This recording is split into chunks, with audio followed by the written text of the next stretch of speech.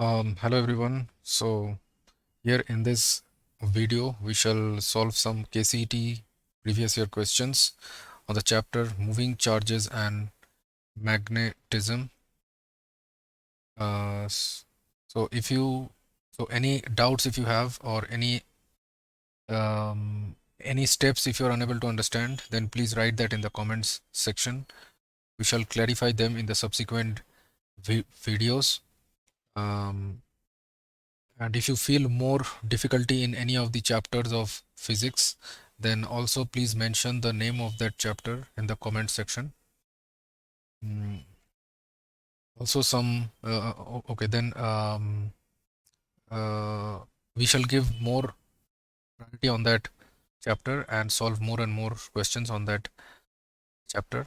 And also some important homework questions on previous year KCET exam on every chapter will be uploaded in the Sapience education application.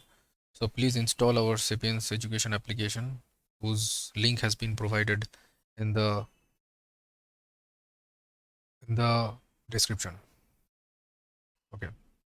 So here we shall start from the very first question onwards. So here it has been told that a galvanometer coil is there. It has a resistance Rg. The galvanometer coil has a resistance Rg of 15 ohm, and it gives a full scale deflection for a current of 4 milliampere. It convert it to an ammeter of range 0 to 6 ampere. What we will have to do, so if a galvanometer has to be converted into an ammeter, then we have to connect a very small resistance which is called shunt resistance in parallel with the galvanometer coil. With the galvanometer coil we have to connect a very small resistance which is called as shunt resistance in parallel to it. Then it can be converted to an ammeter. So if the range is that it can measure current from 0 ampere to 6 ampere, then what should be the value of that shunt resistance that should be connected in parallel to it? And we should not connect in series. So option A and C are obviously wrong. No, no, no. Option B and D are obviously wrong. So out of A and C, any one should be correct that we have to find. So it means that um,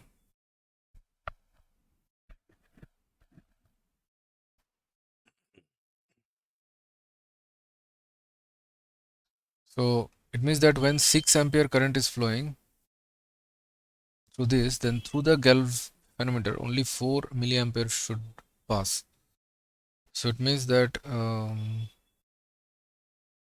how much current will pass through the galvanometer if 6 ampere current is flowing through this? So then current is divided in the inverse ratio of the resistances. So the amount of current that will pass through the galvanometer, that is suppose Ig, that should be 4 milliampere. So Ig, that will be equal to S by Rg plus S into 6 ampere. It means that 4 milliampere, which is 4 into 10 power minus 3, that should be equal to S by Rg is 15 plus S into 6. So therefore S by 15 plus S, that is equal to 4 in 0.004 by 6. So this we can write 6S, that is equal to 0.004 into 15 for the 60. So that is 0.06 plus 0.004S. So that's why you can write it as 5.996 to S, that is equal to 0.06. So this is approximately 6, you can say. So this is approximately 6S, that is approximately equal to 0.06. So S should be approximately 0.01 ohm. It means it is 10 milliohm. So 10 milliohm shunt resistance should be connected in parallel with the galvanometer. So option A is the correct answer. Then here it is told a straight wire of mass 200 gram. One straight wire is there, its mass is 200 gram and its length is 1.5 meter and it carries a current of 2 ampere. It is suspended from mid-air by a uniform horizontal magnetic field. So IL cross B. So B should be inwards. The magnetic field should be horizontal and inwards, this plane.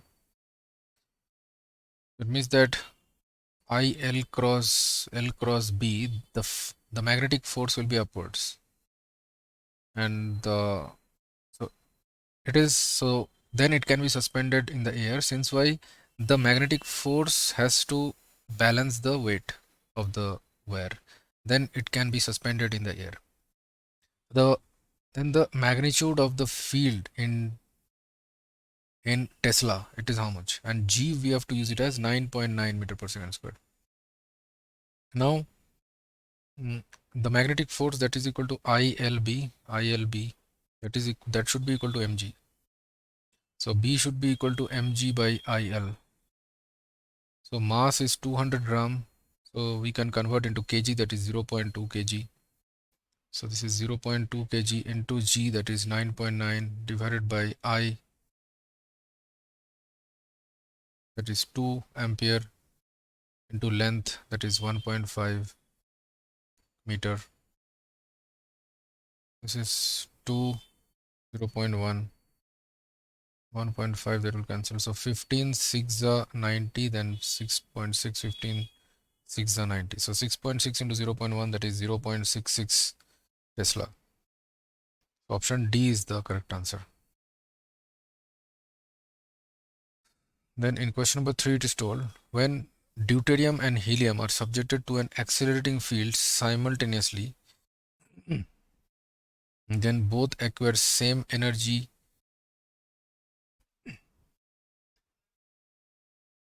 So okay, there is an accelerating field. It means there is an electric field. Electric field is there. Now there is deuterium. Deuterium means it has, so which is H12, is called deuterium, and helium is He2, the helium He24. That means that for deuterium, suppose the mass is m1, so the mass is 2 times the mass of a proton, 2 times, since it has got 1 neutron and 1 proton, so it is 2 times 2m, I can say, where m is the mass of a proton, and the mass of helium m2, that is 4m, and the charge of helium q2, that is plus 2e, and the charge of deuterium q1, that is e plus e. Now when they are subjected to an accelerating field, now therefore the both acquire same energy, accelerates faster, which one? So the acceleration of deuterium, that will be equal to q1 into e by m1, q1, so that is e by 2m, and the acceleration of the helium, a2, that is equal to q2 e by m2, that is equal to 2e into e by 4m, which is e by 2m. So both of them will accelerate at the same rate. So both deuterium and helium will have same acceleration, since why charge to mass ratio is same for both of them. Now both of them will acquire same energy, neither of them is accelerated. So okay, so both of them will acquire same energy or not, that we have to check.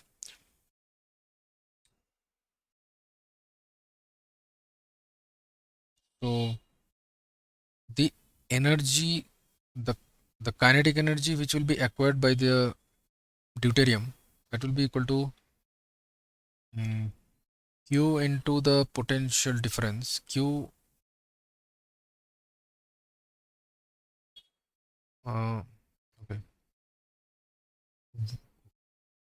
which is QE into Q1 into E into D, which is EED. Suppose it travels distance D. So suppose we assume that both deuterium and helium cover distance D in the direction of the electric field, in the direction of that accelerating field. So the kinetic energy which will be acquired by the deuterium, that will be equal to work done in the electric field, that will be equal to EE into D, and the kinetic energy acquired by the helium, that will be equal to Q2 into E into D, which will be Q2 is 2E, 2E into E into D. So it means that uh,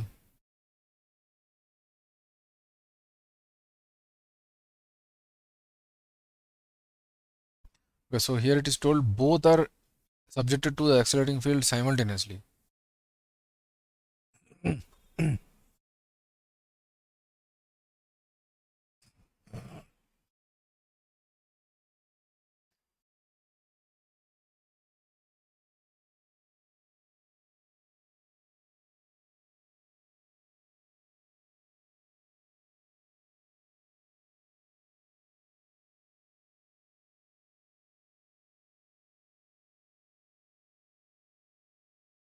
Subjected to the accelerating.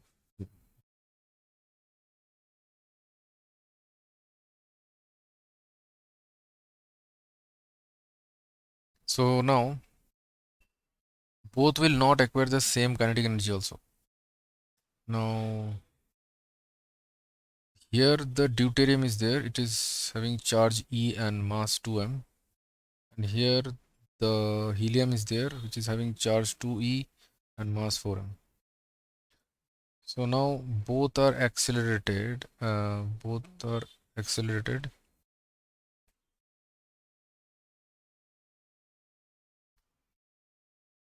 Now here it is not told that only electric field is there or both electric field and magnetic field is there or not.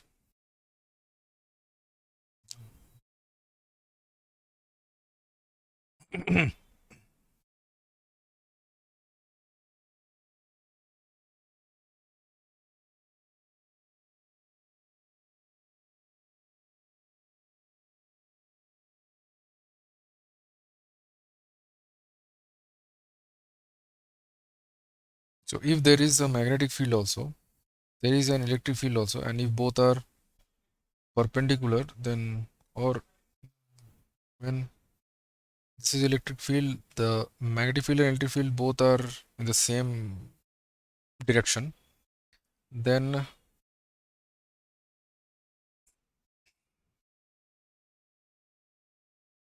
it will only accelerate in the direction of the electric field. And if B is perpendicular, the magnetic field is perpendicular to the electric field, then it will perform a helical path. Okay.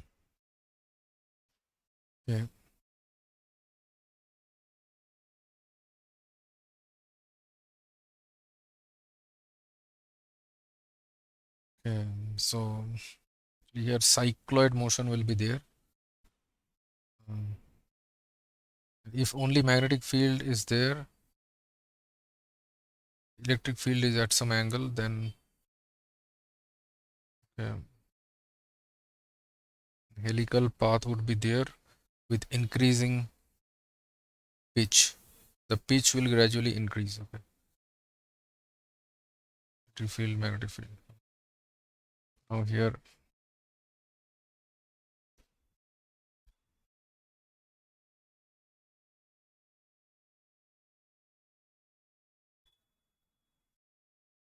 neither of them is accelerated. Okay. So here none of the options is coming correct actually. Then in question number 4 it is told a solenoid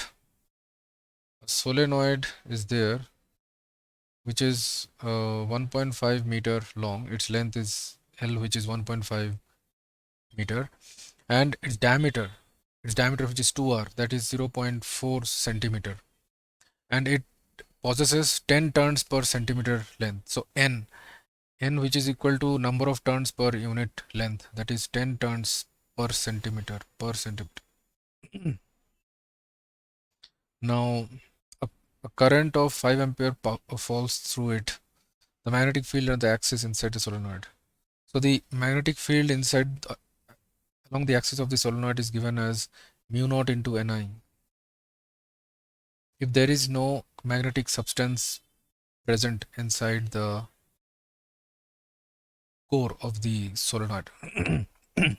So mu naught is 4 pi into 10 power minus 7 into N, which is 10 per centimeter, 10 turns per centimeter. Current is 5.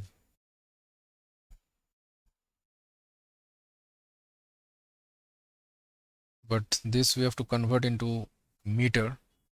For 10 per centimeter, so it is 10 centimeter inverse. So it is 10 by 1 centimeter. So I can say 1 centimeter is 10 power minus 2 meter. So it is 1000, means 10 power 3 per meter. N. So this is 10 power 3. This much Tesla it will come. So this is 5 for the 20. So 20 pi into 10 power minus 4, or I can say 2 pi into 10 power minus 3 Tesla. So option A is the correct answer. Then in question number 5 it is told where PQR is bent. Where PQR is bent as shown in figure. Where PQR is bent as shown in figure and is placed in a region of uniform magnetic field B. Placed in a region of uniform magnetic field B. The length of PQ that is equal to QR that is equal to L. A current of I ampere flows through the wire as shown.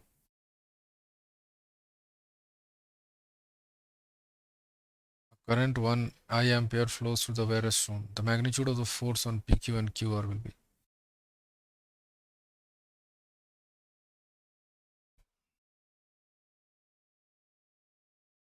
Okay, so IL cross B. L. So here L cross B is 0. But for RQ part, for QR part, there will be one magnetic force. So the magnetic force on PQ that will become 0, since the length vector is parallel to the B vector, but here L vector is perpendicular to the B vector, therefore some magnetic force will come on the part QR. So that will be equal to ILB.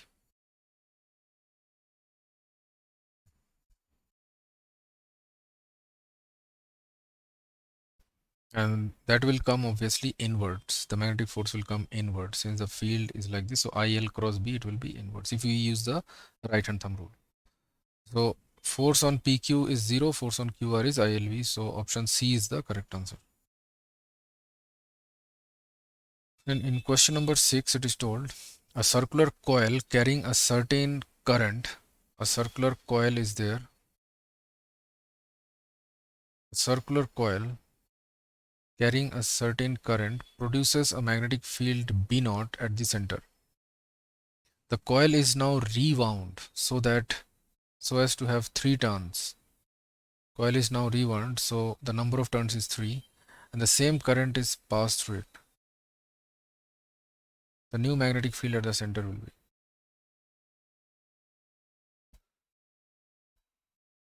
Same current is passed through it. Now the new magnetic field. Okay. So when one turn is there, then B naught that is equal to mu naught I by 2R. Mu naught I by 2R.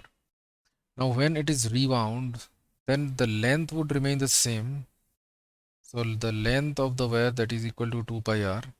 So when the number of turns is increased, these 3 turns,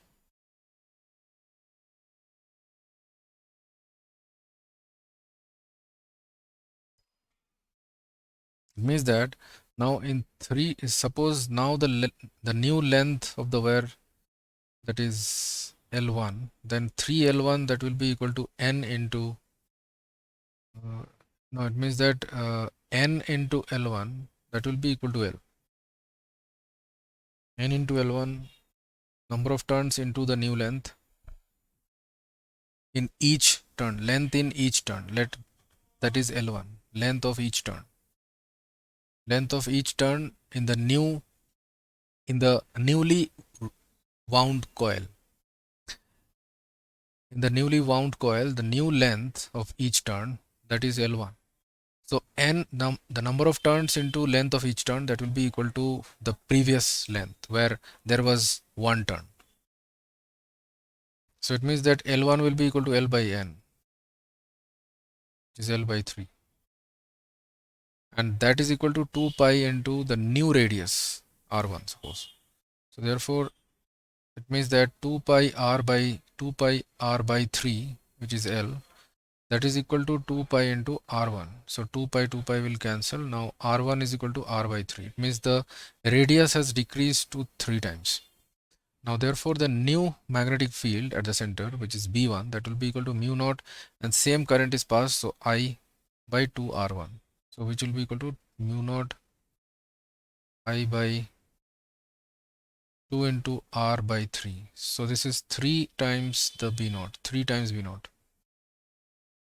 So it means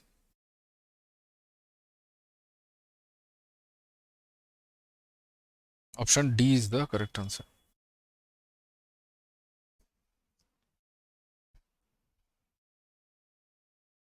Radius will decrease, okay. Sorry, this will be mu naught Ni by 2R, mu naught Ni by 2R1. So this will be, sorry, this will be mu naught into N. This was wrong, this part is wrong. Mu naught Ni by 2R, this will be. So mu naught N is 3, I, and by 2 into R1, R1 is R by 3. So this will be 9 into mu naught I by 2R, which is 9 B naught. This is B naught, so 9 B naught. So option B is the correct answer. Then in question number 7, it is told that a proton and a deuteron with the same initial kinetic energy. One proton is there which is having charge E, mass is m, and one deuteron, its charge is E but mass is 2m, with the same initial kinetic energy. Their initial kinetic energy is same. Kinetic energy is same. They enter a magnetic field in a direction perpendicular to the direction of the field. So here suppose throughout the region the magnetic field is acting inward. Suppose the magnetic field is inwards, perpendicular to the direction of the magnetic field. Now the ratio of the radii of the circular trajectories described by them is the ratio of the radii. The ratio of the radii of circular trajectories described by them is.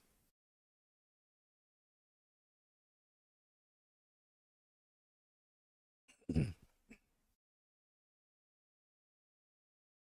So now the kinetic energy is K, which is equal to half m into, suppose the velocity of the proton.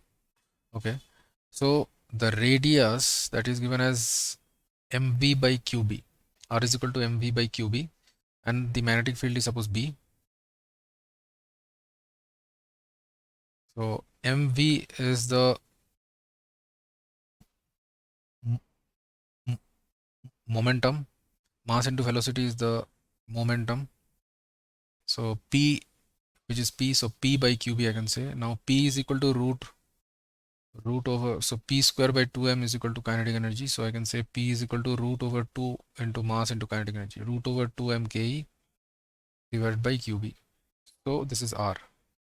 Now here their charges are same, the magnetic field is same, kinetic energy is same. So therefore I can say that R, the radius is proportional to square root of their mass. Since their kinetic energy, charge, and the magnetic field, that these are same. These are same for both the proton and the deuteron.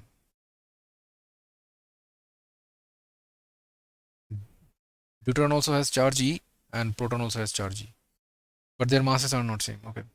So therefore, the ratio of the radii of circular trajectories of the proton and the deuteron, so R1 is R1 by R2, that will be equal to root over mass of the proton, that is suppose m, and mass of by root over mass of the deuteron, which is 2m.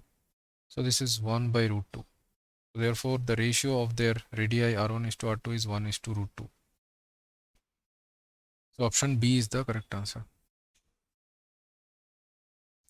Then in question number 8, it is told a charged particle is moving in a magnetic field of strength B. A charged particle is there, since charge is Q, it is moving in a magnetic field B. It is moving in a magnetic field B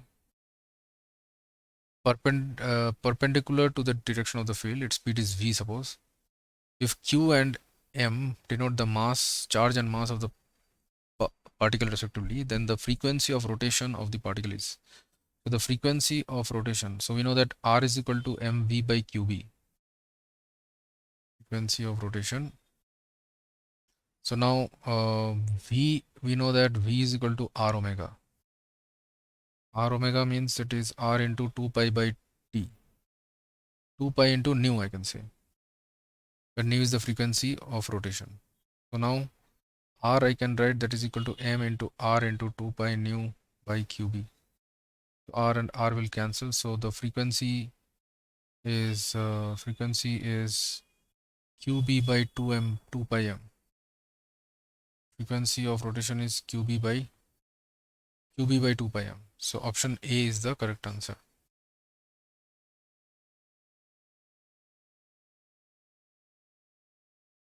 So how we know that the radius is mv by qb, since if it if the charge enters the region of magnetic field, if it enters the region of uniform magnetic field, its charge is q and mass is m and its speed is v, then it will perform a uniform circular motion. So then the centripetal force towards the center, which is mv square by r, that is provided by the magnetic force, which is qv cross b, which is qvb. So v and v will cancel. So from here we get r is equal to mv by qb. Is the radius of that circular path which it will move in the region of uniform magnetic field, that is given as mv by qb. And v is equal to r omega.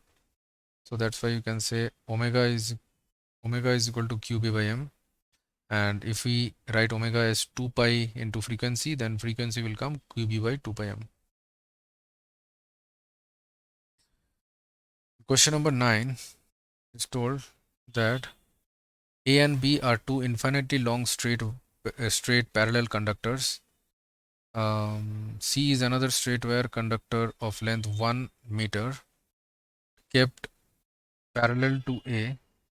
So A and B are infinitely long. A and B are infinitely long. A and B. And C is another straight wire of length 1 meter only. Its length is 1 meter. So C is not an infinitely long wire. It is a finite wire. It is a wire having finite length. It is of length of 1 meter kept parallel to A and B as shown in the figure. Then the force experienced by C is. So it is having current 3 ampere through A, where A 2 ampere current is flowing, and through where B 4 ampere current is flowing. So now the length of separation in between A and C is 5 centimeter. And the length of separation in between B and C, that is 8 centimeter. The force experienced by C.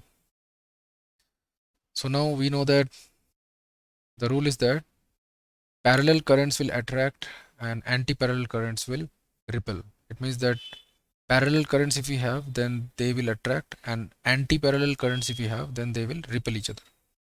So now here the magnetic field that will be produced by the wire at A, that will be inwards, and the magnetic field produced by the wire B at C, that will be outwards.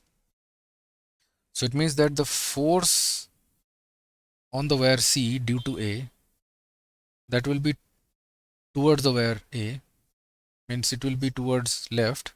That is the force on C due to A, FCA, and the force on C due to B, that will be towards the right. If we apply the right hand thumb rule, then we will get that. So it means the net force experienced by C, that will be equal to FCA minus FCB, will be towards the left. And if this comes negative, then it will be, the net force will be towards the right. So now we need to find FCA, force on wire C due to A. So that will be I, means the current in the wire C, that is 3 ampere into length of the wire C, that is 1 meter, into the magnetic field of the wire A at C, that is uh,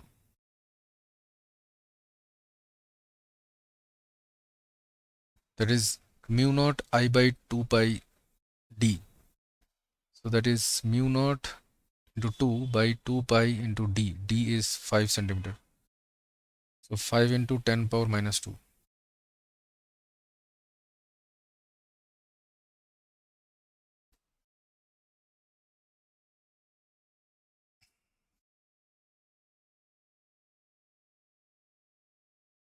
So this much Newton it will come, which is 3 to the 6 mu naught, that is 4 pi into 10 power minus 7 divided by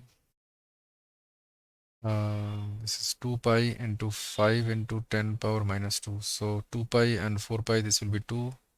Then 2 is 12 by 5, that is 2.4 into 10 power minus 5 Newton. Now the force on the wire C due to B, that will be equal to the 3 ampere. So it is IL cross B. So I into L cross the magnetic field due to the wire B at the point C, at the wire C, that is equal to mu naught I by 2 pi R. R is the distance in between C and A, the distance in between B and C. So that is 8 centimeters. So 8 into 10 power minus 2. So mu naught means, so this is 3 4 is 12. 12 into 4 pi into 10 power minus 7 divided by, this is 2 pi into 8 into 10 power minus 2. 2 pi into 2. So 3 8 is 24. This is 3 into 10 power minus 5. So the net force, so therefore we can see here FCB is greater than FCA. So this one, if we take the mod, then we'll get FCB minus FCA. So it means what? The net force is towards the right.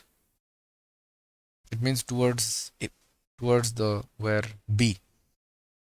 So now therefore the net force on the where C, that will be equal to FCB minus FCA. It means the net force on C due to B minus the force on C due to A.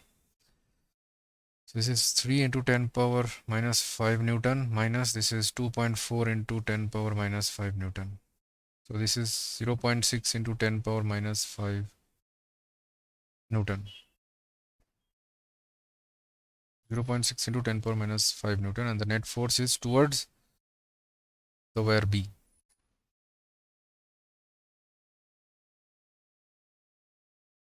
So option D is the correct answer.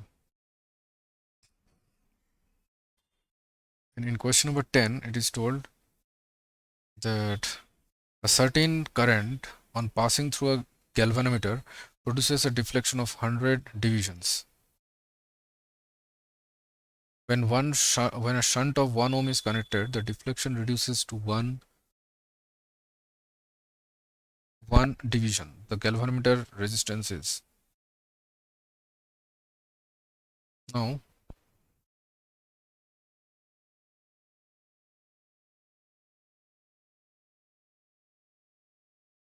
Now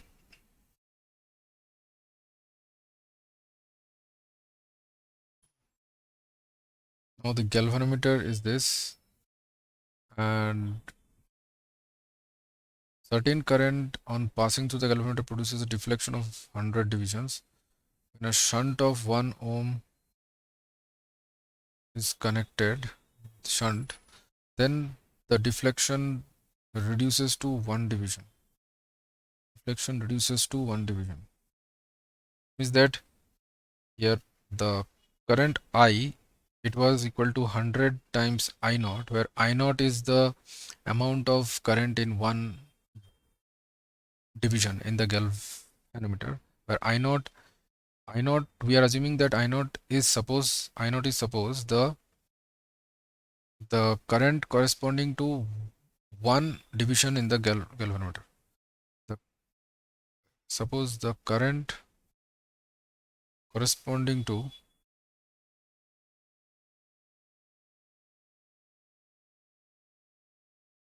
suppose I naught is suppose the current corresponding to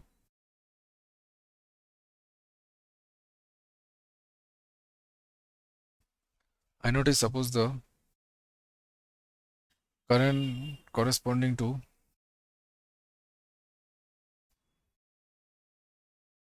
one division in the galvanometer.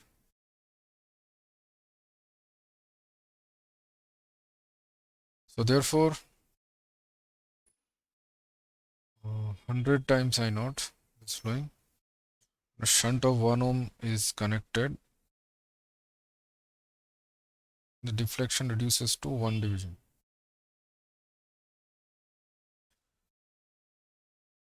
So the galvanometer resistance is how much? It means, let's suppose the galvanometer resistance is Rg. Now it means that suppose the current which passes through the galvanometer is Ig. Now therefore Ig, that will be equal to S by S plus Rg into the total current I. Since why in parallel connection the current is divided in the inverse ratio of the resistances.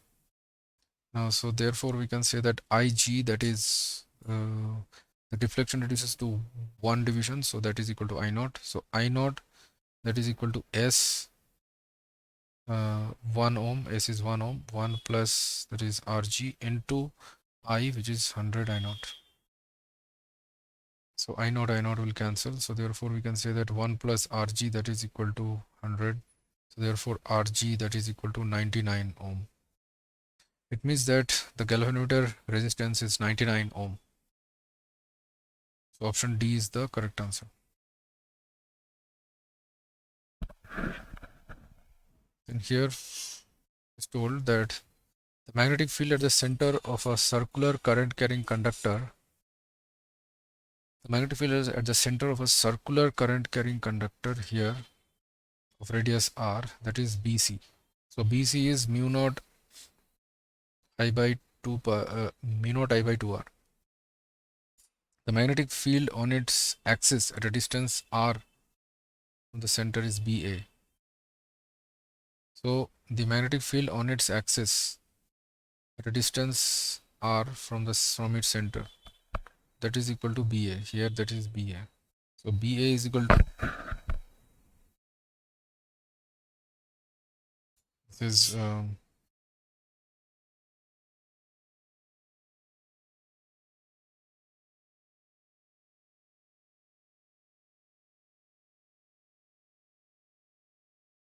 so this is dB, current is flowing, and this is again dB. Now suppose this is angle theta, this is r. So this is 90 degree, this is 90 minus theta. It means that this is theta. So this would be dB cos theta, this would be dB cos theta.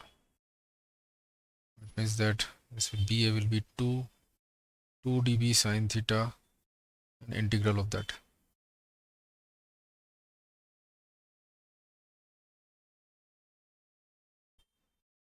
So this will be 2 into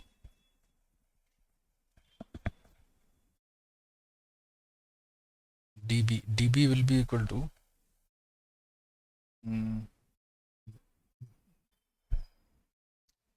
mu naught by 4 pi to dl cross r, l cross r, which is square root of r square plus r square by l cross r by r cube.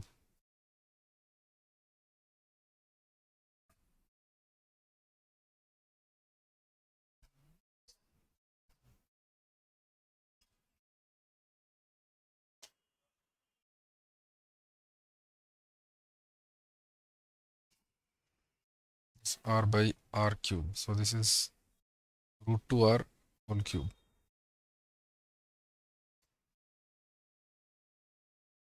into sine theta. Sine theta will be r by root 2r. So dl will be l, which is equal to 2 pi r. So this is 2 mu naught into 2 pi r by 4 pi into this is root r, root 2r. And this is root 2r whole cube. This is 1 by root 2. So this is 4 pi that will cancel.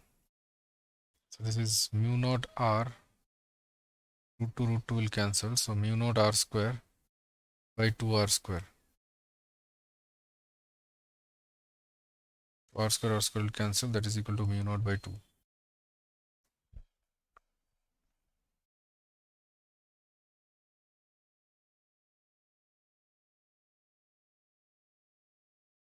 Mu naught, and here I also will come, sorry. I will come to I.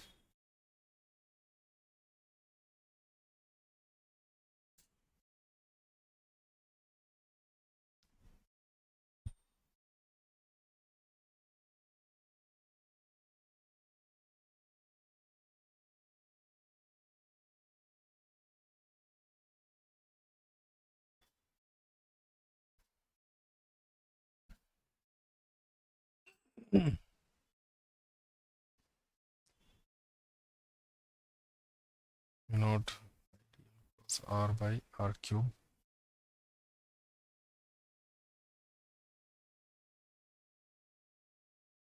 Okay, mu naught I by 2.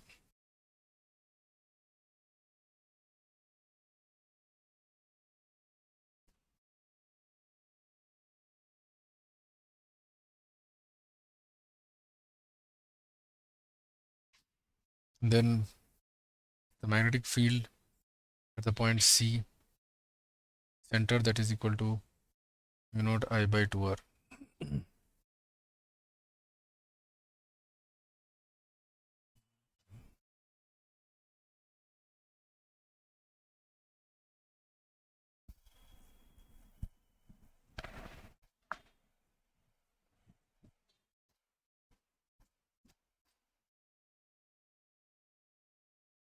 So simply here we have to integrate dB sine theta. dB sine theta we have to integrate. This 2 won't be there.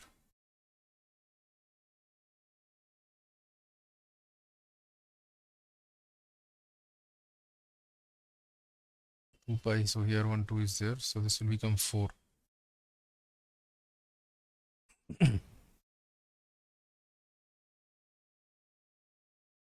Is root 2r, and here r cube is there. So this is actually, there is something wrong here.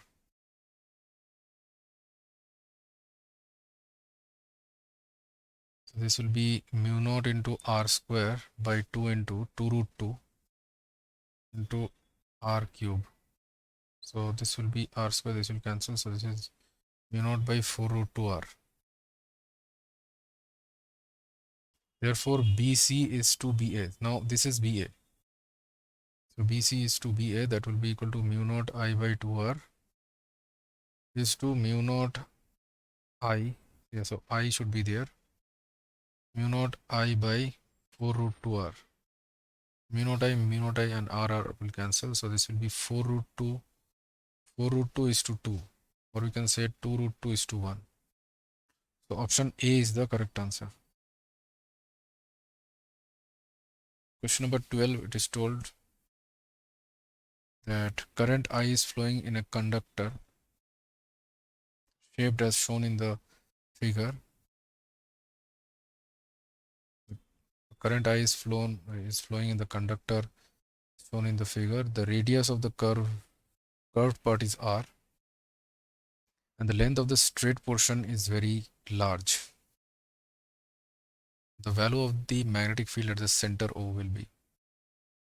So it is like this. This is a circular part. This part is having radius. Okay.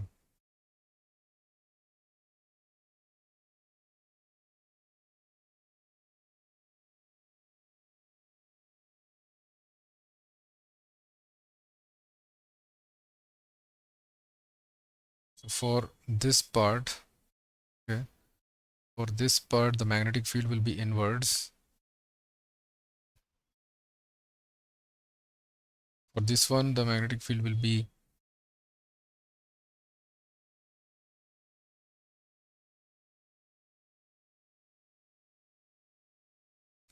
so we know that if we have an infinitely long wire, then the magnetic field here at this point, that is given as it will be inwards. It will be equal to mu naught I by 2 pi r.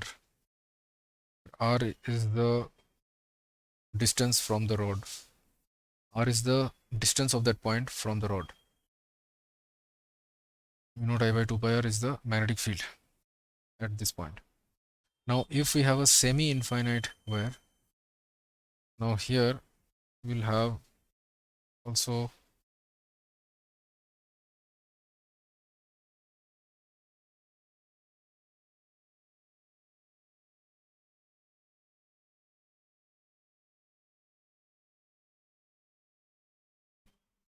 so at this point that will be equal to mu naught I by 4 pi r. So now due to the circular region, the magnetic field will be inwards, and due to this wire also the magnetic field will be inwards, and due to this wire the magnetic field will become 0. Since why this point is the center of the wire is along this is on the line of this wire. So due to this part, I can call this part as A, B, this C, D. So due to the part CD, there is no magnetic field at the center. So therefore, the net magnetic field is at the center O. The net magnetic field at the center O, that will be equal to, first is due to the circular part plus due to this where AE I can tell. So which will be equal to mu naught I by 4 pi r plus this. So the distance of the point from this wire is r. It will be mu naught I by 4 pi r plus due to this, that is mu naught n. Now there is the number of turns here, it is 3/4 part. 3/4 part turns is there. So it will be mu naught n I by 2r. So this will be equal to mu naught I by r, I can take as common. Mu naught I by 4r I can take as common. Then this will be an into 1 by pi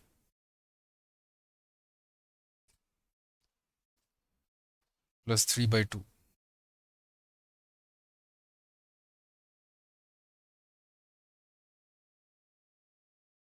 So I can write it as mu naught I by 4 pi r into 1 plus 3 pi by 2. It means that Option C is the correct answer.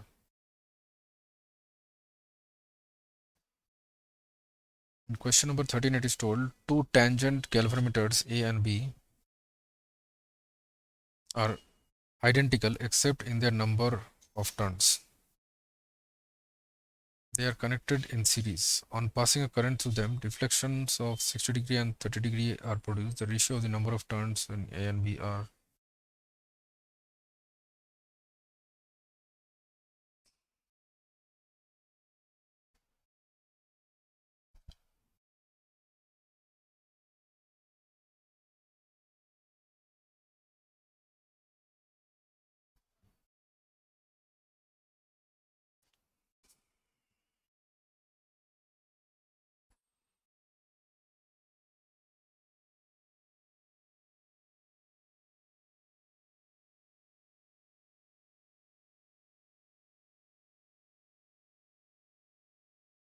Two tangent galvanometers are kept in series G1 and G2, A and B. They are identical except their number of turns. The number of turns is not the same.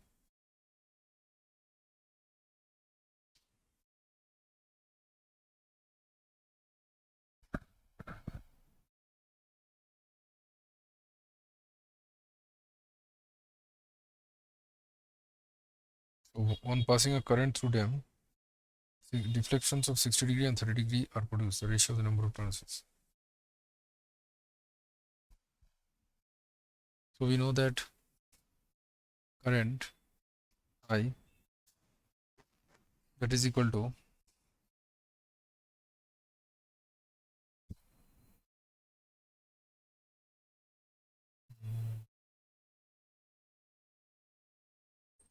so the magnetic field at the center, that is given as mu naught Ni by 2r.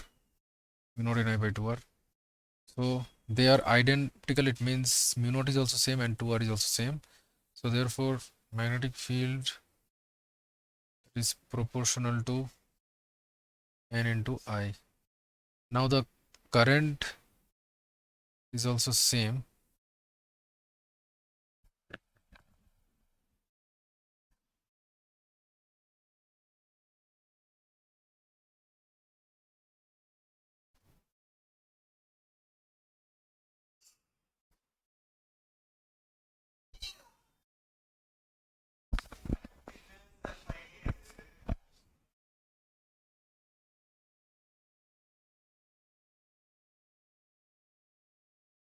Now the number of turns, we can say that is equal to some constant k into tan phi, where phi is the amount of deflection produced. So therefore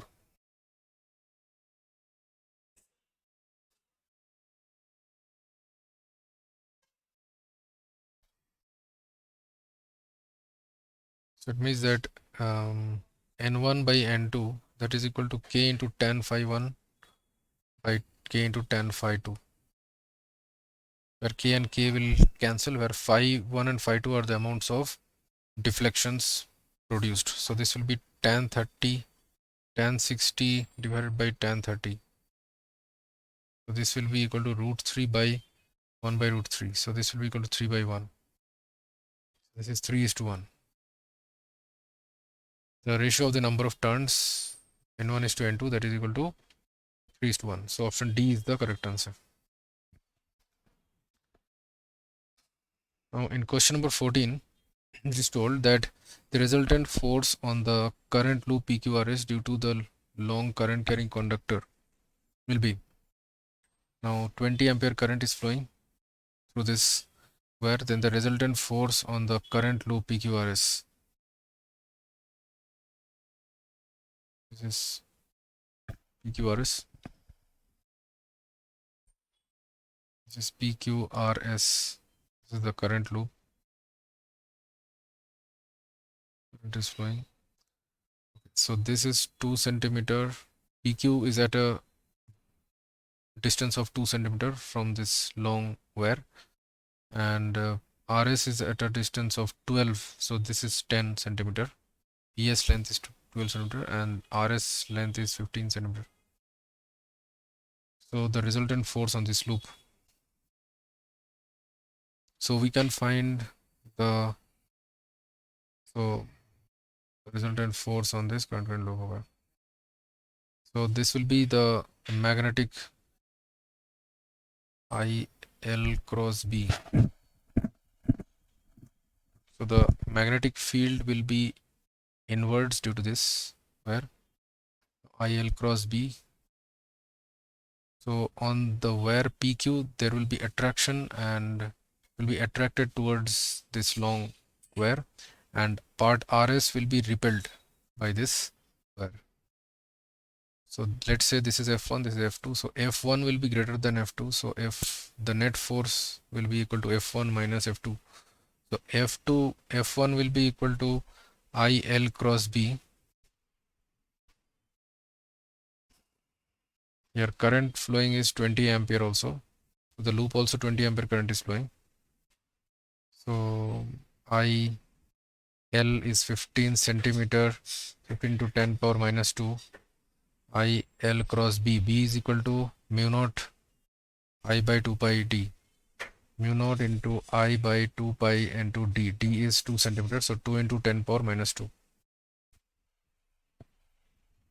So this much Newton it will come. So this will be 20 into, so 10 power minus 2, 10 power minus 2 will cancel. 20 into 15 into 4 pi into 10 power minus 7 into this is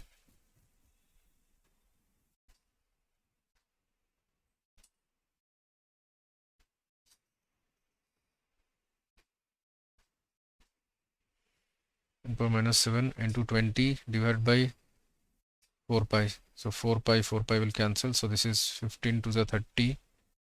15 to the 30. So 300 into 20.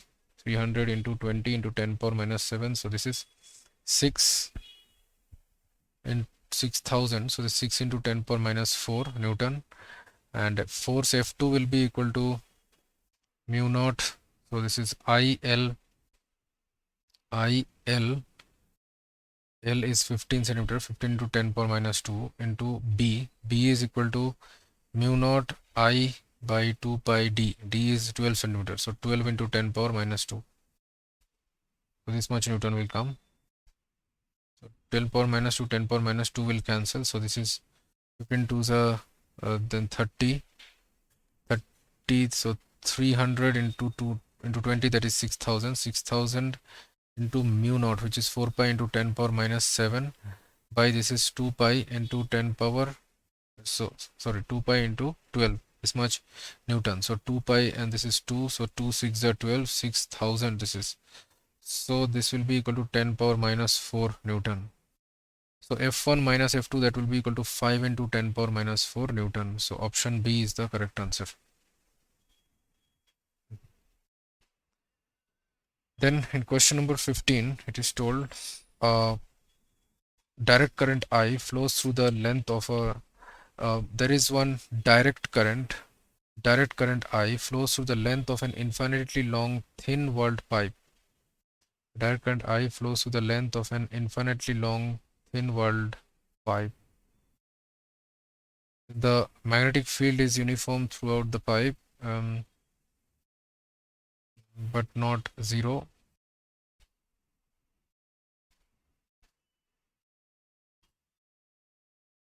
Zero along the axis of the pipe. Along the axis of the pipe, the net magnetic field will become zero.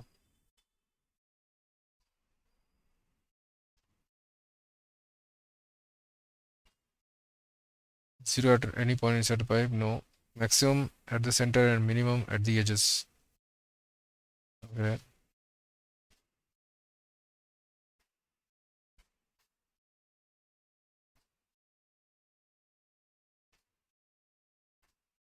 So at any point inside the pipe, if we apply the Ampere's circuital law, then we will get mu naught into I enclosed, that is equal to closed integral B dot dl. Closed integral B dot dl. So now, if we take any point inside where means inside that pipe, inside the pipe, any point if you take, and if you draw one Amperian loop, then there is no current enclosed inside that Amperian loop. So this I enclosed will become 0. So the magnetic field inside any point, inside any point will be 0. Since why, suppose if you take a infinitely long straight thin walled pipe, suppose, and only along the length, thin walled, so only along the length I current is flowing, only along the length, and there is no current at any point inside it. Then at any point if we take and we draw one Amperian loop in it, then inside that Amperian loop there is no current enclosed in it, no current is flowing through it. So it means that I enclosed will be 0, and so the magnetic field at that point will be also 0. So this we are, so hence we can prove that at any point inside that pipe the magnetic field is 0 by using the Ampere's circuital law. Ampere's circuital law. So option C is the correct answer, that at any point inside the pipe the magnetic field is 0. In question number 16,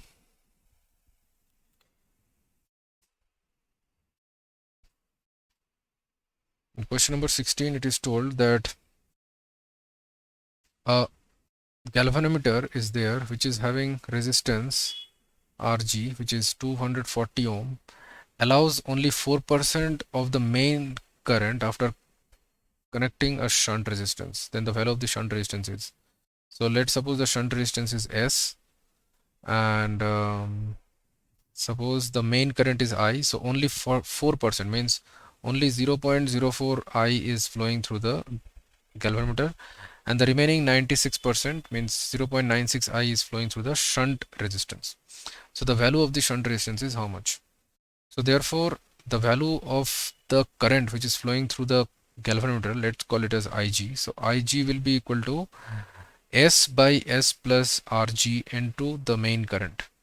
Since why, when there is parallel combination of resistances, then current is divided in the inverse ratio of resistance. Now S by S plus Rg is 240 into I.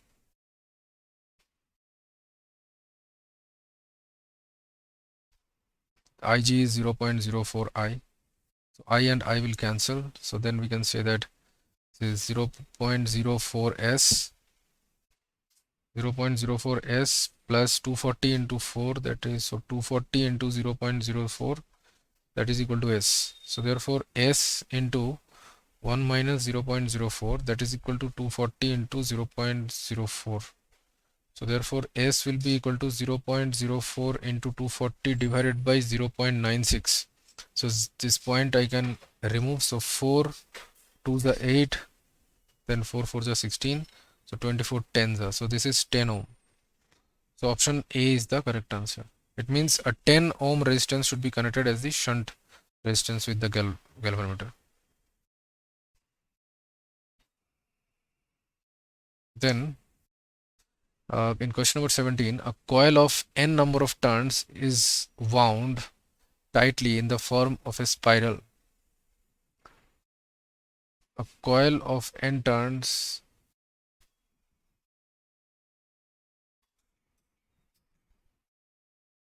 wound tightly in the form of a spiral with inner and outer radius A and B respectively. It is wound tightly in number of turns, form of a spiral. Okay, so it is form of a spiral. Spiral is like this. Okay, so its inner radius is A and outer radius is B. When a current of strength I is passed through the coil, the magnetic field at its center is.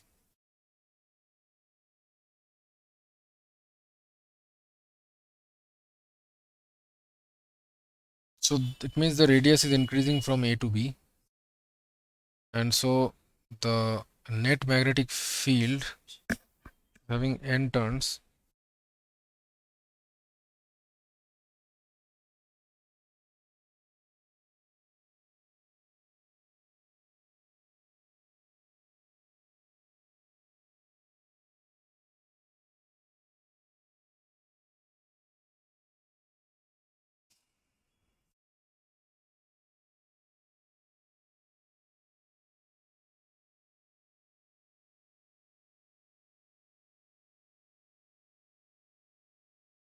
okay.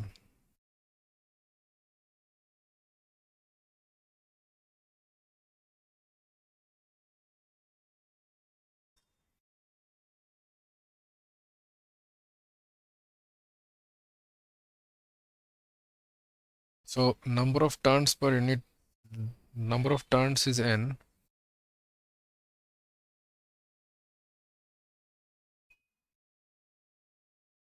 So therefore number of turns per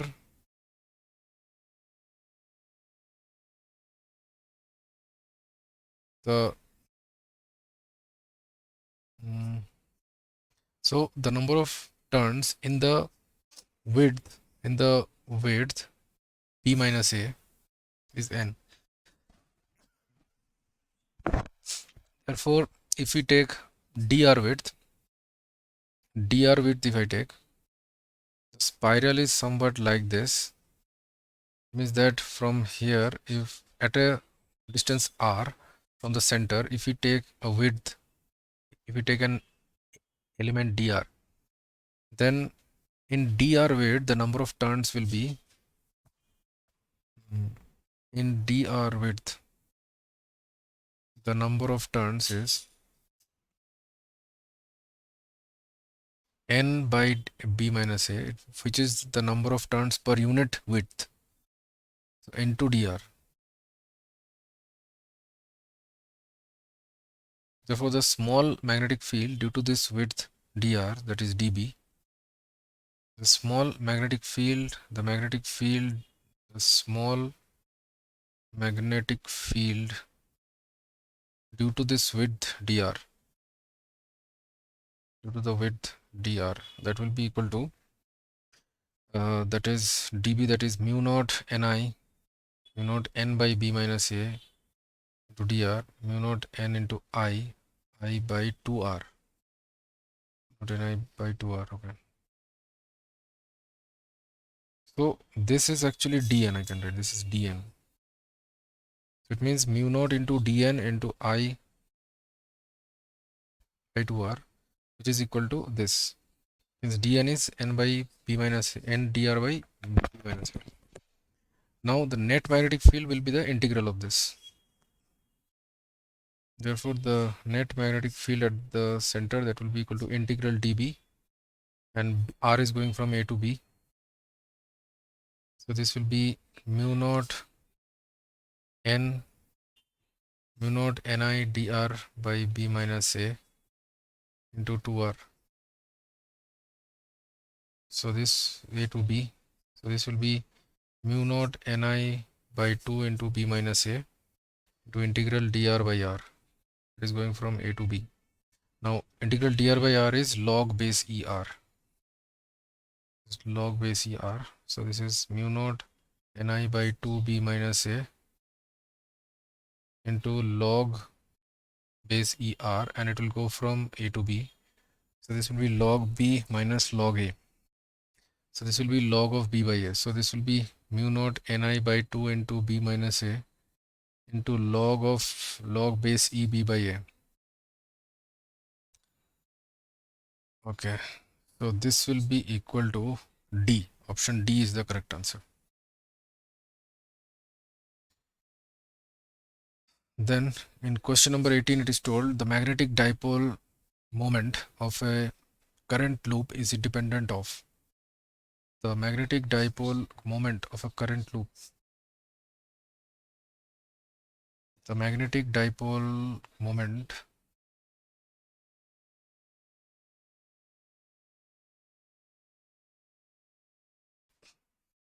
is m, which is equal to mu naught no, which is equal to NIA. M is equal to N into I into A. Magnetic dipole moment of a current loop is independent of magnetic field in which it is lying, the number of turns of the loop, area of the loop, current in the loop. So it is independent of magnetic field in which it is lying. So option A is the correct answer.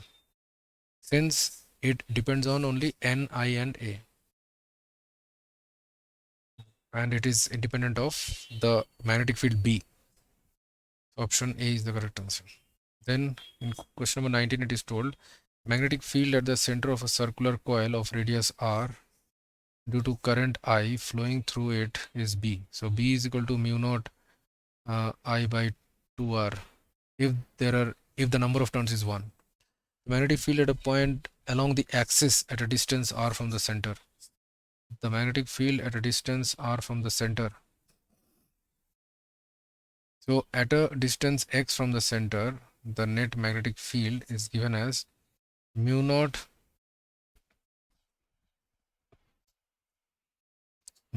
I R square by 2 into x square plus r square whole power 3 by 2.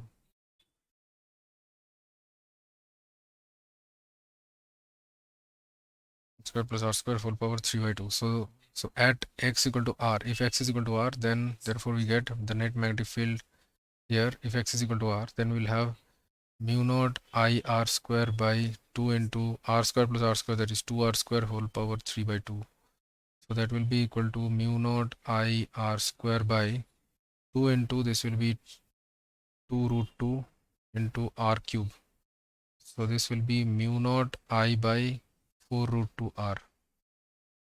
So if this is B, then therefore this will be, this is B1's B net, that is at x is equal to r.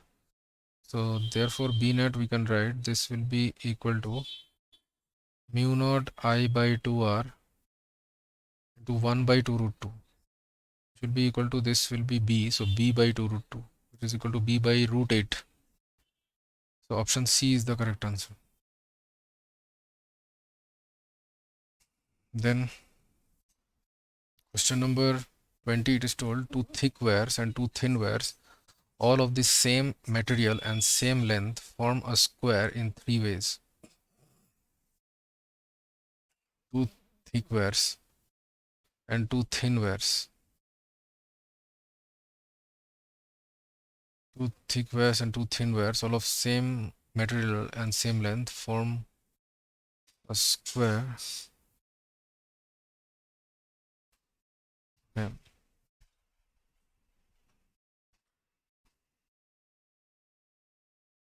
Three different ways, P, Q and R as shown. With correct connections shown,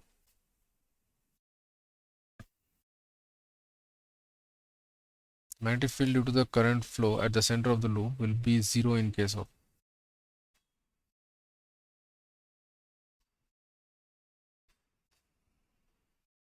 So due to the thick wires, here we have two thick wires and here we have two thin wires. So it means that due to thick wire, the to thick wire the resistance is less. Since why, when R is equal to rho L by A, so area of cross section is high, then the resistance is low. So here the resistance is low, so more current will flow through this and less current will flow through this. Less current, say small I tell. So it means that the net magnetic field here, it will not become 0. So in case R only, here it is thick wire, here again thin wire, here again thin wire, and here again thick wire. So it means that at the center, due to this, the here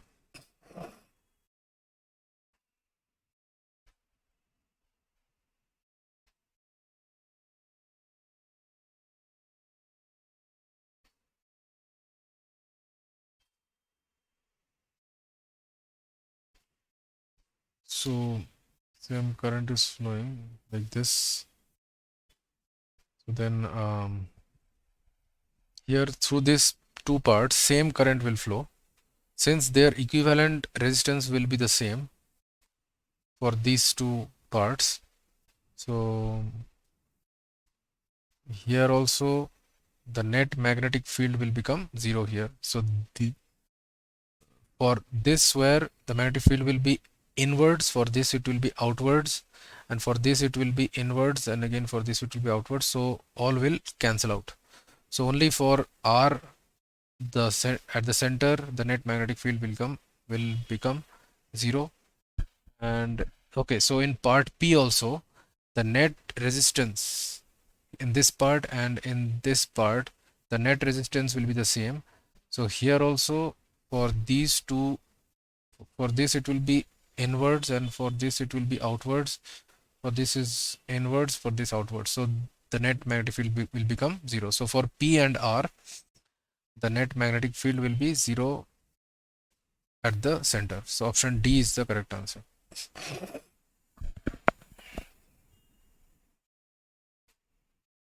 Then in question number 21, the current I is flowing through the loop. The direction of the current, the direction of the current and the shape of the loop are as shown. The magnetic field at the center of the loop is mu naught into I by R times how much? Okay. So now this radius is R, MB, that is 2R. This radius is R and this radius is 2R. Now for this part, no current, no magnetic field will be there for the part CD and for AB. Since the center point M is along the line AB and along the line CD, is on the line CD and on the line AB. So due to AB and CD parts, there is no magnetic field. But for the part BC and for the part DA, there will be the magnetic field. Okay, so it will be inwards for both. So that will add.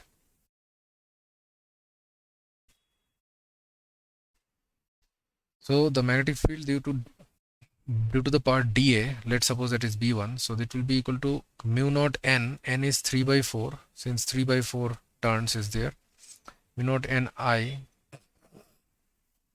by 2R, then plus mu naught into n, here it is 1/4 part, so 1/4 into I by 2 into radius, that is 2R.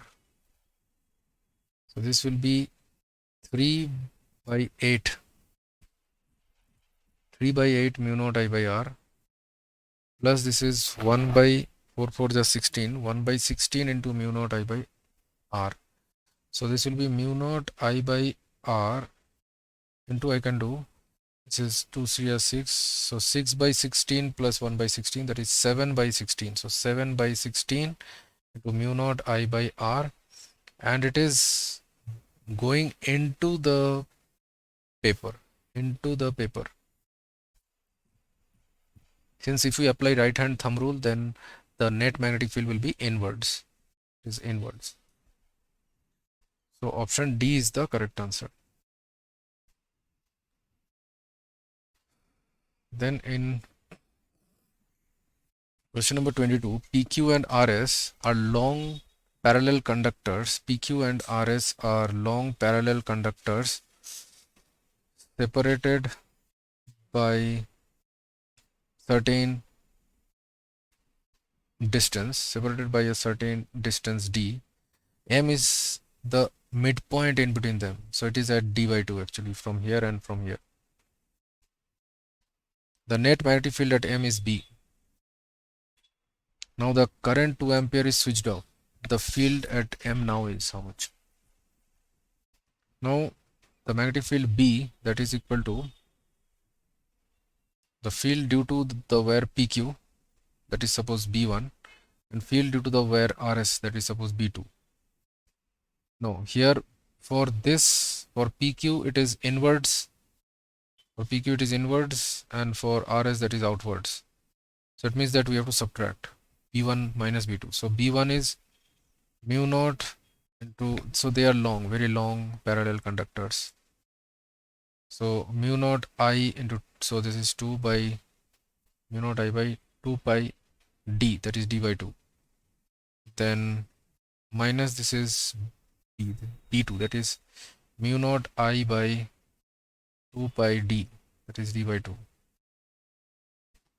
So this will cancel out. So this will be 2 mu naught minus mu naught, that is mu naught by pi d.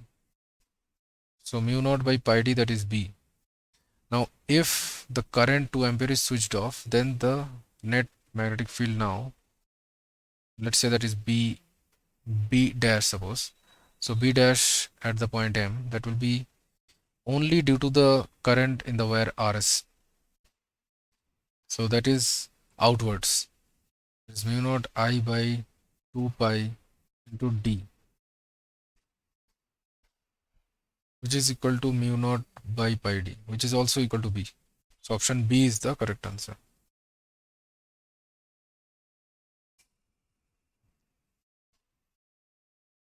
Then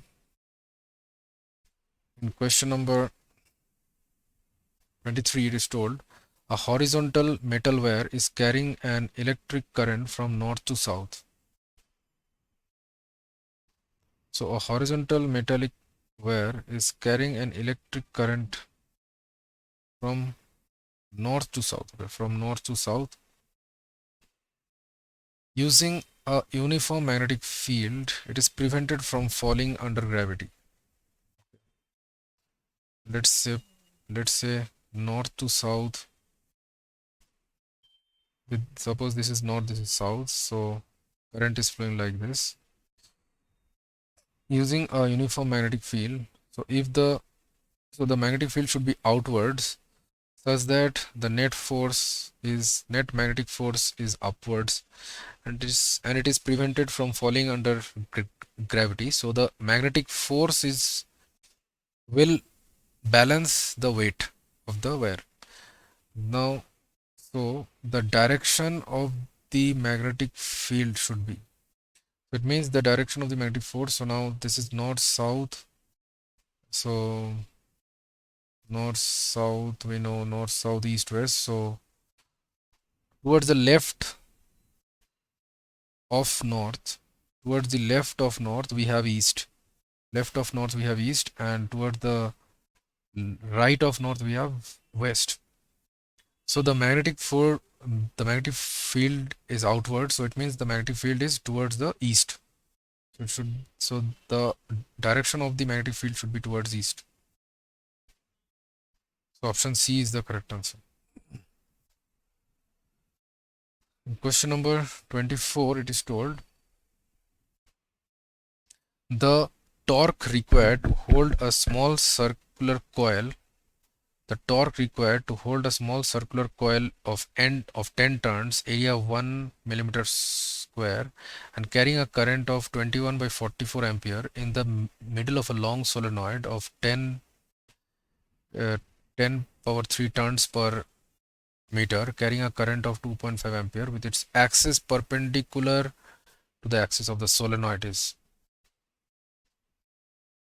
So now torque, we know the torque which is applied by the external magnetic field, that is equal to M cross B. So if we can apply a counter torque which will balance this torque, then we can hold that small circular coil here. So now M cross B, now M here current is flowing, so that is outwards. So simply that will be M into B. M is equal to NIA. M is equal to NIA into B. Now B is equal to B in the axis of the solenoid, that is mu naught into Ni, where N is the number of turns per unit length in the solenoid, and I1 is the current in the solenoid, suppose. So therefore the torque that will be equal to N, and N is the number of turns in that coil, and I is the current in the coil, and A is the area of the coil. So that is NIA into mu naught Ni1. Okay. So N will be 10 turns, I is 21 by 44, A is 1 millimeter square, so it is 10 power minus 3 whole square meter square, into mu naught is 4 pi into 10 power minus 7 into n is 10 power 3 and I1 is 2.5.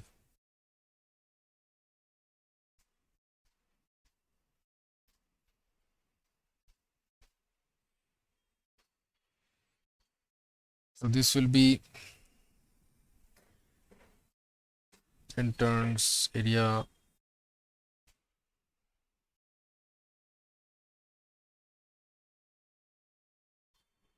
So this will be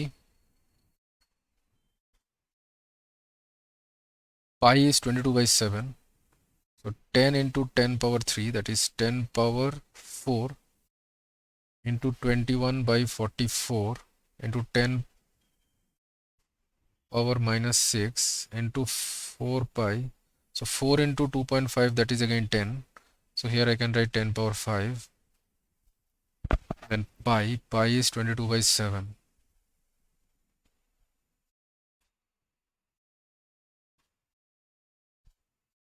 So now 22 2s are 44, 7 3s are 21. So this is 1.5 into, and into 10 power minus 7 is also there. So this is 1.5 into 10 power minus 8 Newton meter. So option B is the correct answer.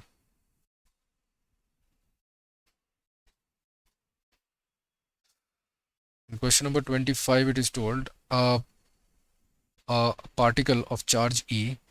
One particle is there whose charge is E and mass is m, moves with a velocity v in a magnetic field B applied perpendicular to the motion of the particle. So the magnetic field B is perpendicular to the motion of the particle. The radius of its path in the field is how much? The radius of its path in the field. So R is equal to mv by qb, mv by eb. So mv by be. So option A is the correct answer. Question number 26 is it is told a neutron, a proton, and an electron and an alpha particle enter a region of a uniform magnetic field with the same velocities. The magnetic field is perpendicular and directed to the plane of the paper. The magnetic field is perpendicular and directed into the plane of the paper. So it is uniform, directed into the plane of the paper. The tracks of the particles are labeled in the figure. The electron follows which track? So neutron will follow the straight line path, since it will not be deflected by the magnetic field, since why it is not having any charge. Now the proton, for the proton, the magnetic force will be towards the left initially, so it will follow this path. It will bend towards the left, and so this will be the proton, and for the alpha particle the bending will be more, since why it will more force will be exerted on it. So the B is proton, C is neutron, A is the alpha particle, R is equal to mv by qb. So same velocities, velocity is same, B is same, the charge is not same for alpha particle. The m by q value, the mass to charge ratio for alpha particle, it is 4m mass of proton, 4 mp by 2e, which is 2 mp by e, which is 2 times the charge to mass ratio of a proton. So the radius will become higher. Okay, the radius will be higher. So it means that the the particle A, the particle A is proton actually. So these two are wrong actually. The particle A is the proton and B is the alpha particle. C is is the neutron and D is the electron. Since electron is having negative charge, so the magnetic force on it will be exactly opposite to that on the proton and the alpha particle. So D is the electron. So option D is the correct answer.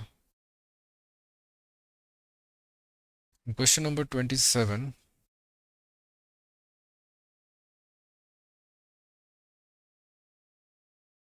Okay. Question number 27, the deflection in a moving coil galvanometer is reduced to half when it is shunted with a 40 ohm coil. The resistance of the galvanometer is, so the resistance of the galvanometer is Rg. Suppose this is the galvanometer and it is shunted with a small resistance S. Now the deflection is reduced to half. So it means that initially when I current was flowing, and here now I by 2 current will flow through the, since deflection is reduced to half means current is also reduced to half. So this also I by 2 current is flowing. It means that since the same current is flowing through the galvanometer and the shunt resistance, so their resistances also should be equal. So S should be equal to Rg. It means S is 40 ohm, so the resistance of galvanometer also should be 40 ohm. So option B is the correct answer. In question number 28, it is told that a current of 2 by 3 ampere produces a deflection of 60 degree in a tangent galvanometer. The reduction factor is. So for a tangent galvanometer, the current is given as K tan theta, where K is the reduction factor of the tangent galvanometer, where theta is the amount of deflection and K is the reduction factor and I is the current in the tangent galvanometer. So therefore the reduction factor, that will be equal to I by tan theta, where I is the current produced current in the galvanometer, in the tangent galvanometer, and theta is the amount of deflection in the tangent galvanometer. So I is 2 by root 3 ampere and the tan theta, tan of 60 degree. So this will be equal to 2 by 3 ampere, this will be 2 by 3 by 2 by root 3 by tan 60 is root 3. So this will be equal to 2 by 3. 2 by 3 ampere. So 2 by 3 ampere. So option B is the correct answer. In question number 29. Question number 29, it is told the magnetic field at a distance r from an infinitely long straight conductor carrying a steady current I. So the magnetic field at a distance r from this infinitely long straight wire, that is, the magnetic field is given as mu naught I by 2 pi r. So it means that the current is steady, so B is inversely proportional to R. So the magnetic field varies as 1 by R. So option B is the correct answer. In question number 30, it is told in the loop shown the magnetic induction at the point O is. Now at the point, so the point O lies on the line, this one. So for these straight wires, there will be no magnetic field at the point O. Since why? Since the point O lies on the line on these two straight wires. So since the point O lies on the line of these two straight wires, so there will be no magnetic field at point O due to these straight wires. Now this part is, this radius is R2, this radius is R2, and this radius, this is R1. Okay, so current is flowing like this. So due to this part also there is no magnetic field at the point O. So only due to the curved parts, only due to the circular parts, there will be magnetic field at the point O. So now the net magnetic field at the point O, that will be equal to, for this part also it will be inwards, for this part also it will be inwards. So we have to add the two magnetic fields. So this will be to mu naught n. So this turn is 1/4 turn, this turn is also 1/4 of the circle, of the full circular turn. So this will be mu naught Ni by 2r to r1 plus mu naught Ni by 2 r2. So this will be mu naught I by 8 mu naught I by 8 into 1 by r1 plus 1 by r2. So this will be equal to mu naught I into r1 plus r2 by 8 into r1 r2. So this will be option B. Option B is the correct answer. Then in question number 31, it is told that an alpha particle and a proton moving with the same kinetic energy. One alpha particle is there and one proton is there. They are having same kinetic energy K. They enter a region of uniform magnetic field at right angles to the field. So let us suppose that the magnetic field is inwards throughout this region. The ratio of the radii of the paths, so they will they will deflect upwards like this. Okay. So the ratio of the radii of the paths of alpha particle to that of the proton is. So the radius of the alpha particle, that will be equal to root over, so we know that r is equal to mv by qb. mv is mass into velocity, is called the momentum,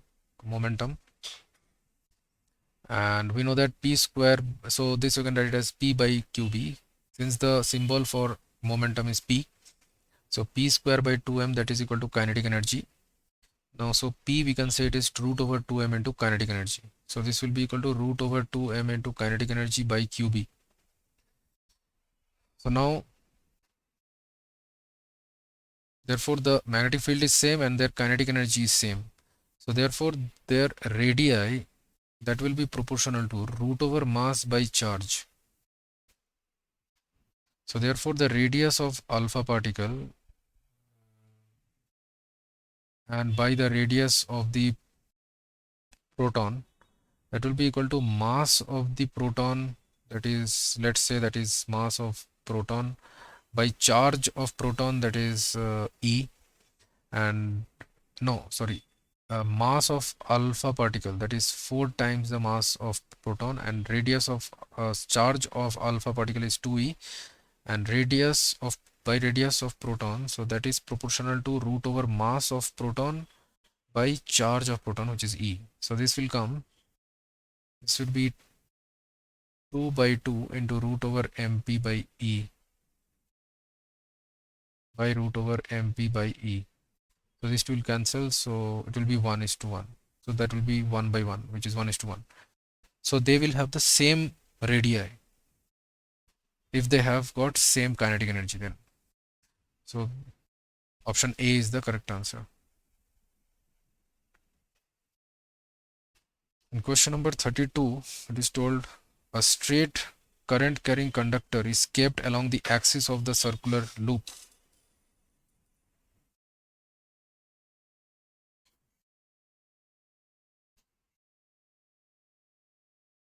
Okay. So a straight current carrying conductor is kept along the axis of a circular loop carrying current. So it is carrying current I1, and the straight current carrying conductor is also kept along the axis of the circular loop. The force exerted by this straight conductor on the loop. So it means here the magnetic field is at an angle of 180 degrees at every point. So IL cross B, if you do, that is 0. So the net force on the loop due to this wear, that will be 0. Since at any point if you take the magnetic field due to this straight where B2 is like this, and IDL, the current element IDL is like this. So this vector and this vector is at an angle of 180 degrees. So when we take the force which is I dl cross B, which is df which is I dl cross B, then it will be, so its magnitude will be equal to I dl into B into sine 180. Now sine 180 degree is 0, so it will become 0. So at every point the net force is 0, so throughout the loop the net force will also be 0. So answer is option D is the correct answer.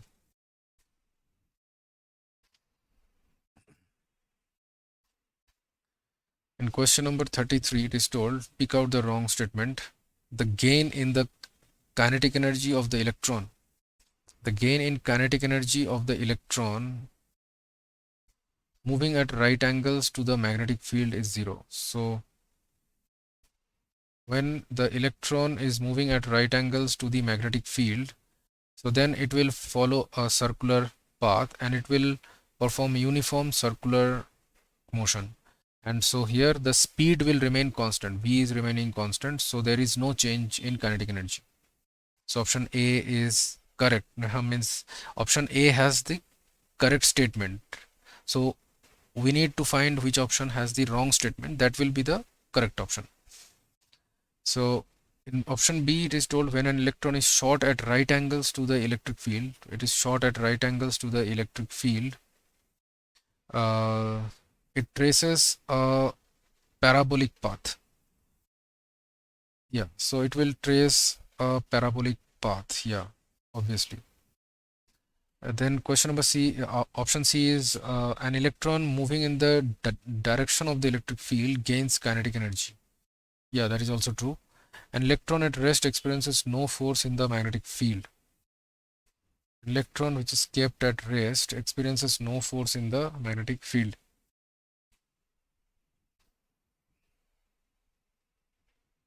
Yeah, so D is true. An electron moving in the direction of the electric field. An electron which is moving the direction of the electric field gains kinetic energy. No, since why in the direction of the electric field there is no force. The force on the electron will be opposite to the direction of the electric field. Since why electron is a negatively charged uh, uh, uh, particle.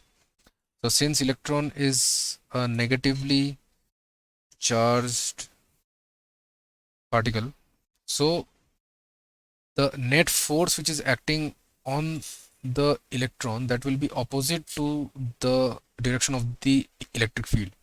So if the electron is having some velocity in the direction of the electric field, then the force will be opposite to it, so it will have some retardation. There will be retardation. It means that its velocity will continuously decrease, its speed will continuously decrease. It means that its kinetic energy will decrease, so it will lose kinetic energy.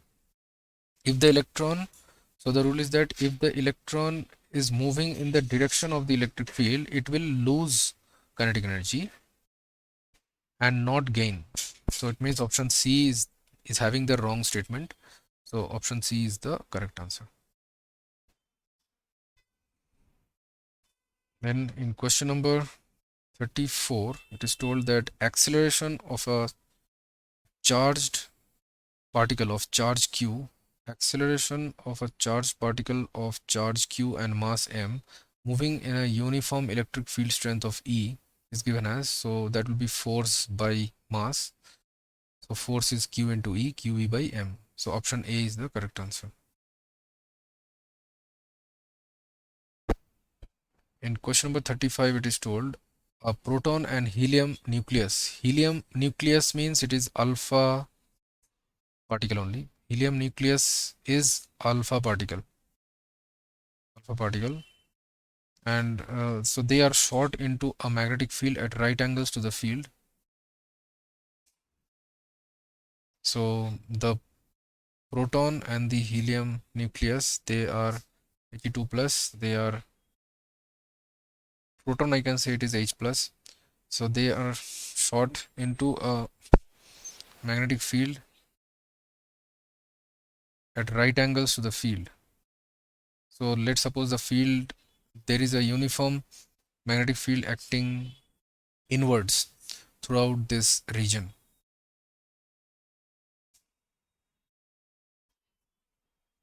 So a proton and the helium nucleus are shot into a magnetic field at right angles to the field with the same kinetic energy. So they are having same kinetic energy, then the ratio of their radii is.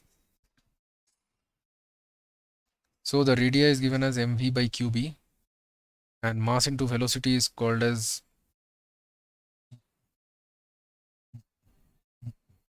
momentum. Mass into velocity is momentum, and p square by 2m is equal to kinetic energy. So p, we can say, p is the symbol for momentum, so that is p by qb. So p, I can say that is equal to root over 2m into kinetic energy. So this is root over 2m into kinetic energy divided by qb. So now the magnetic field and the kinetic energy are same, so I can say therefore the radius is proportional to root over m by q.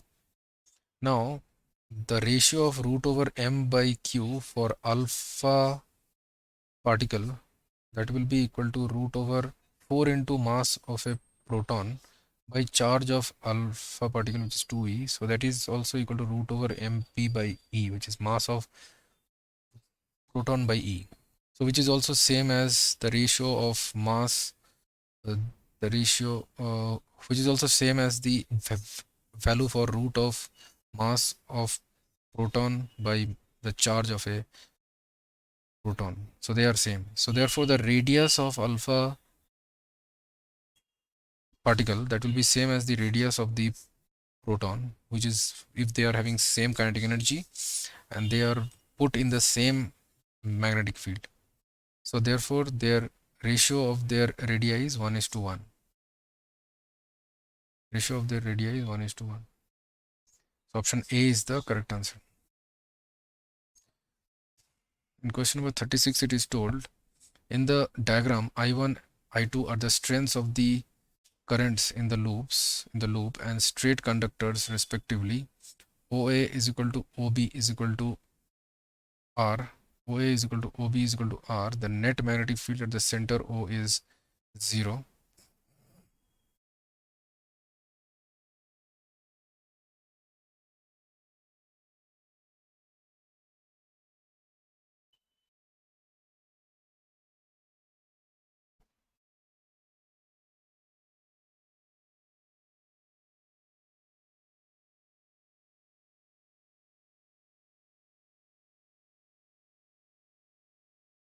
So in the diagram, I1, I2 are the strengths of the currents in the loop. Straight conductors respectively. OA equal to OB is equal to R. O is equal to OB. No, it should be OA equal to AB, that is equal to R.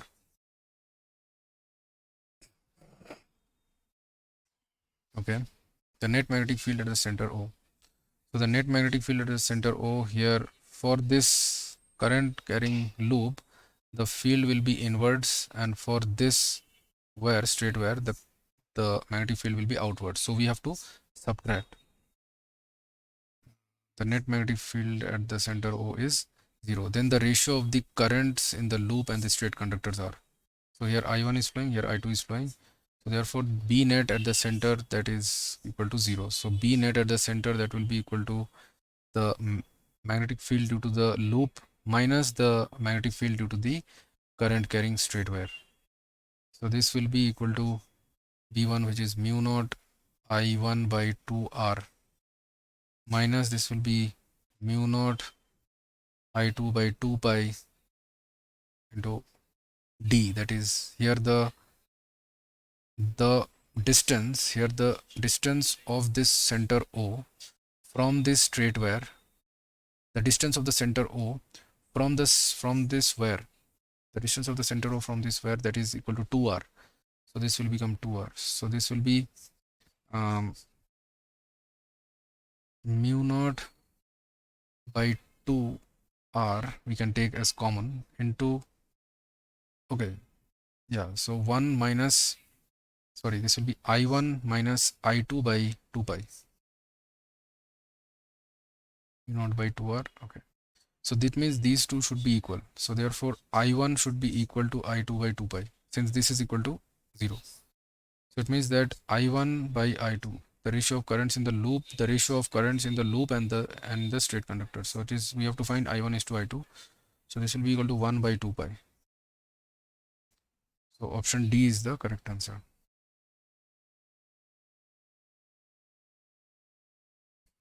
Okay.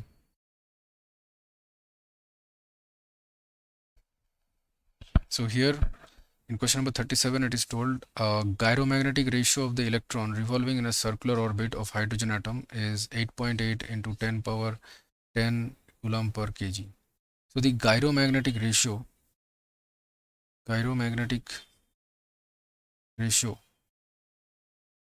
which is mu